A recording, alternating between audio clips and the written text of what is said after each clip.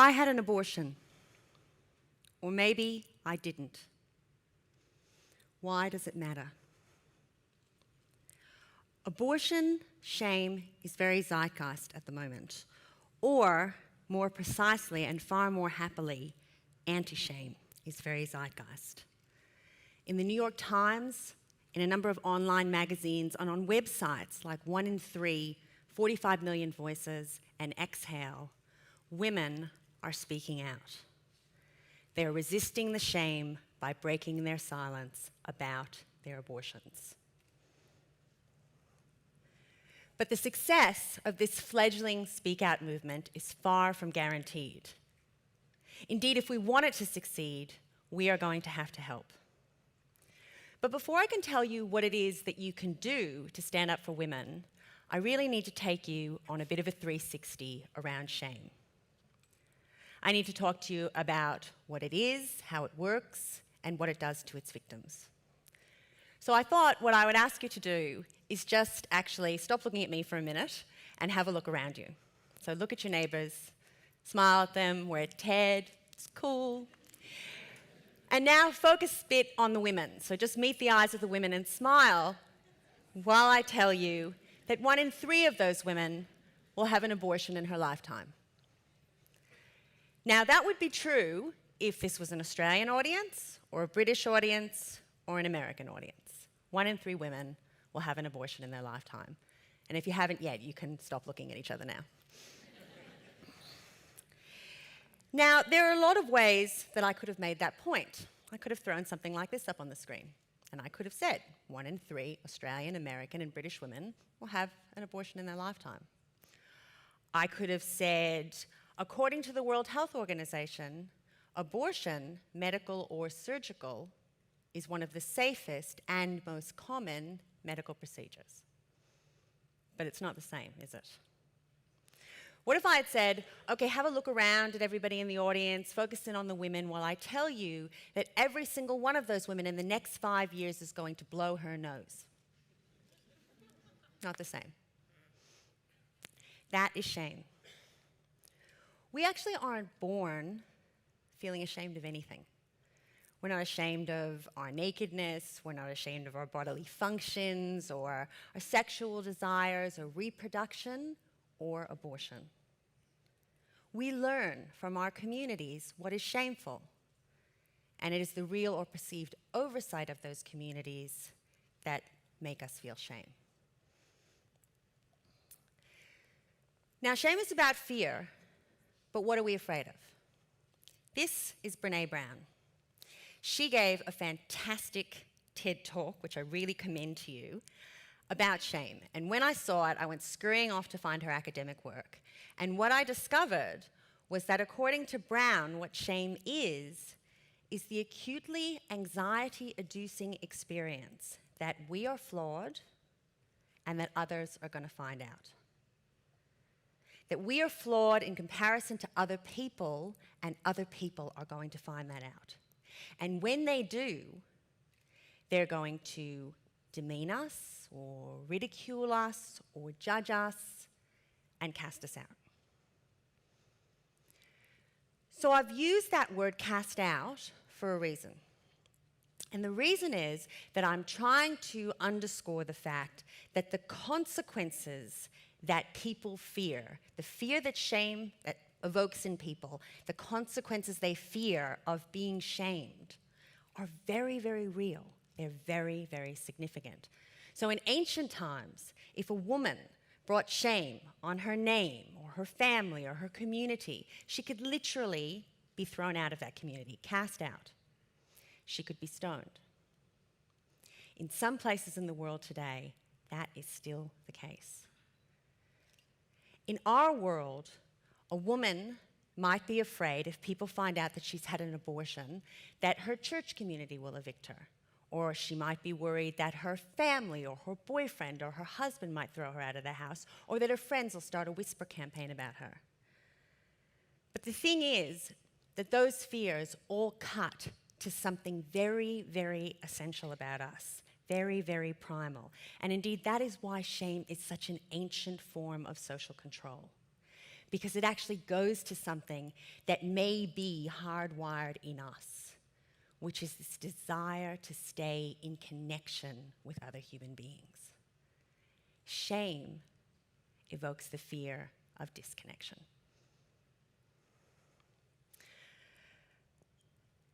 I had an abortion, or maybe I didn't. Why do you care? That's the shame cycle. Shame equals silence equals ignorance. But before I can tell you and will tell you about that silence and that ignorance and how it hurts women, I want to tell you one thing that shame doesn't do. Shame does not stop women having abortions. Now, the data on this is not great, and I'm a researcher, so I care about this kind of stuff. And it's not great because it's difficult data to get and because abortion is stigmatized, and so the research funding isn't there. But from what we can tell, shame does not stop many, if any, women from having abortions. But that doesn't mean it doesn't hurt women. It does, and it hurts them by silencing them and by causing ignorance. So let's talk about that. Silent women can't ask for support.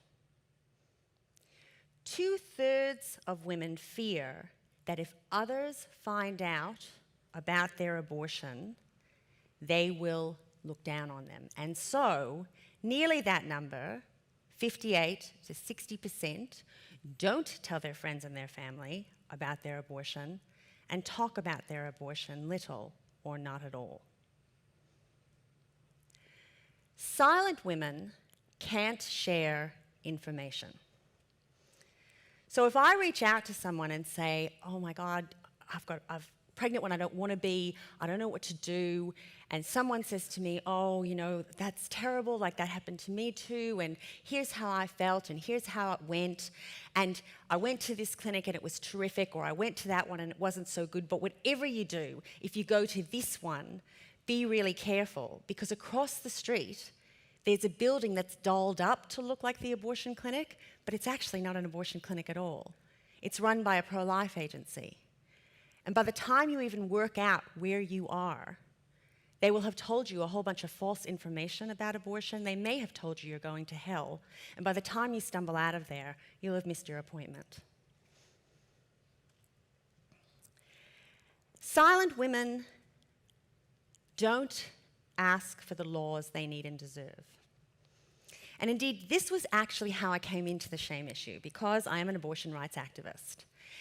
And in order to change the laws, to try to get things out of the law that hurt women, to try to put things into the law that protect women, I actually need to raise awareness amongst decision makers and amongst the public that there is a problem.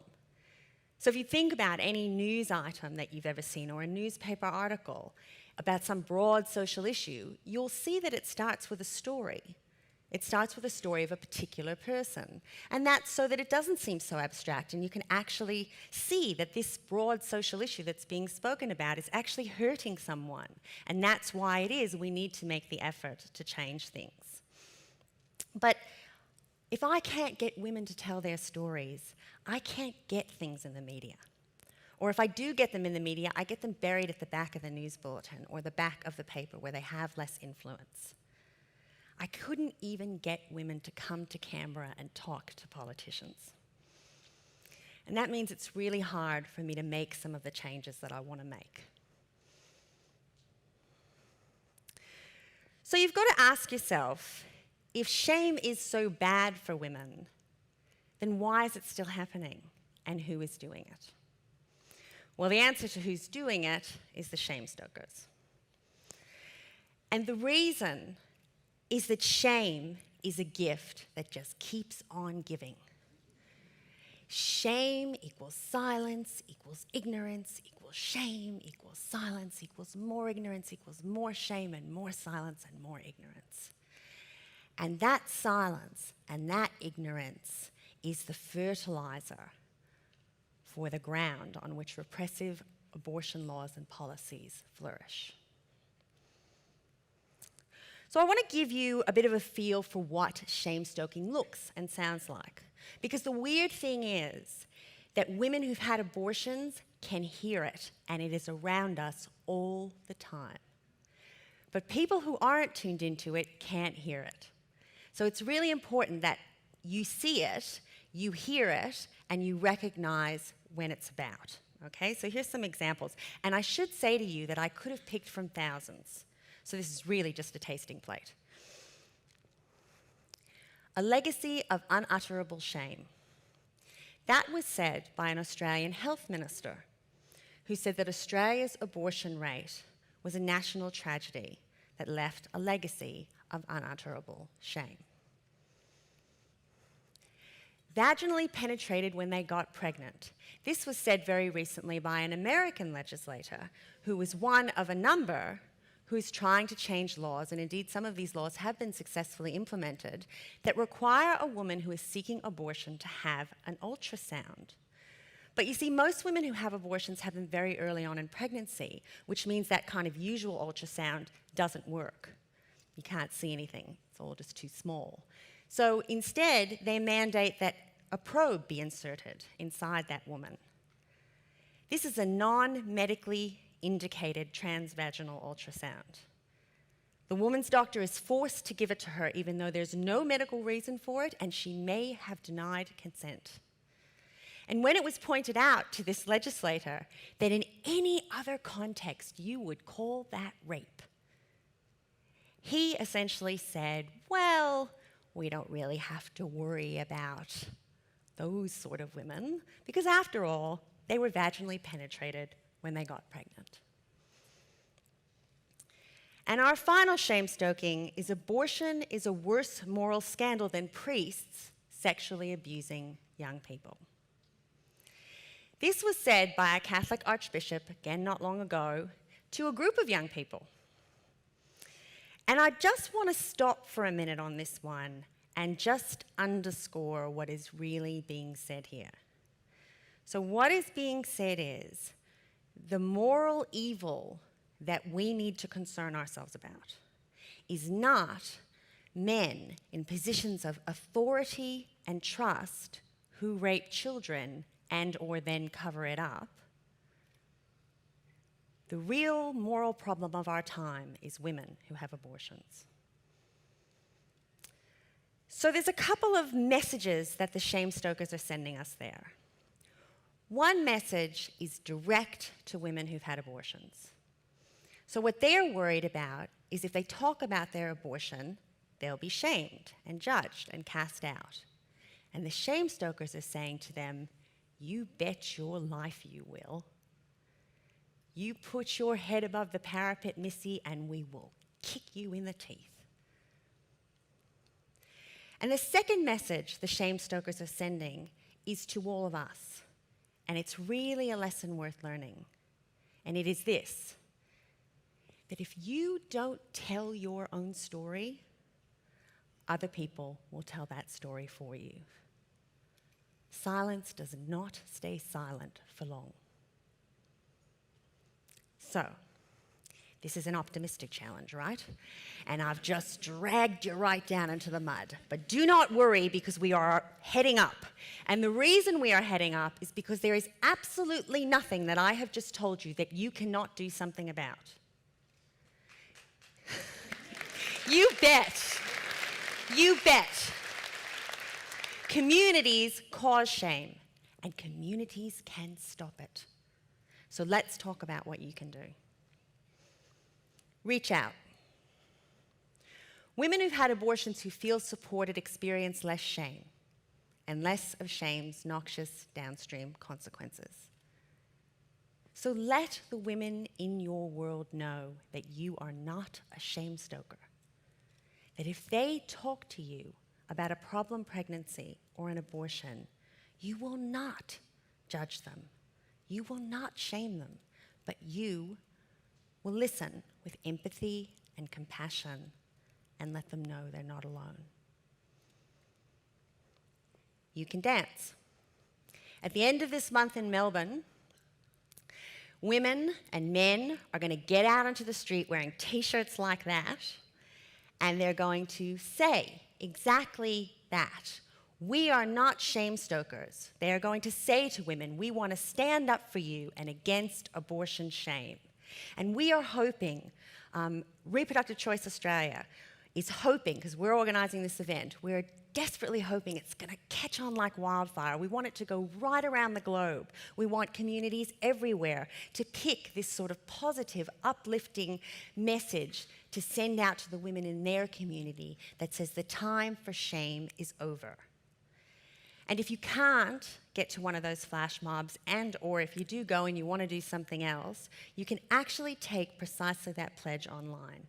You can pledge that you will not engage in abortion shaming and you will not tolerate it when others do so. So please keep an eye out for that opportunity. So if you do all that, what do you get? So instead of this negative downward cycle of shame equals silence equals ignorance, which causes more shame and more silence and more ignorance, you get an upward spiral. You get empathy equals connection equals empowerment equals empathy equals connection equals empowerment for women. So some of you may have seen this. I'll just give you like a quick chance to just run your eyes over it. I in no way mean to disrespect the person who said this, okay? He said he was one of the first people to speak out against the Nazis and he deserves heaps of respect. But I've put it up there because the truth is that I don't really like it.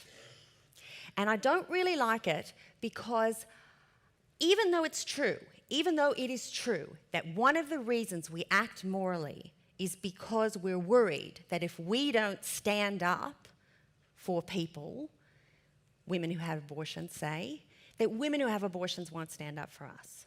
That is true. But I'm looking for something morally much bigger than that.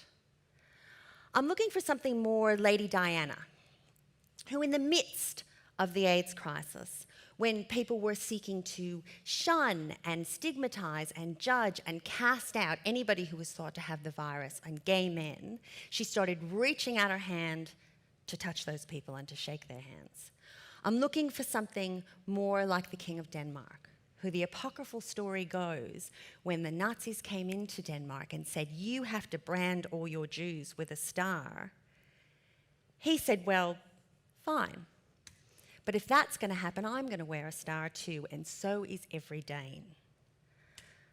I'm looking for people who want to say, not by my hand, not on my watch, because I am the strong one. And standing up for women and against abortion shame, it is just the right thing to do. So, I had an abortion. Or maybe I didn't. But I hope by now you know that it doesn't matter either way, because we won't be silent anymore. Thank you.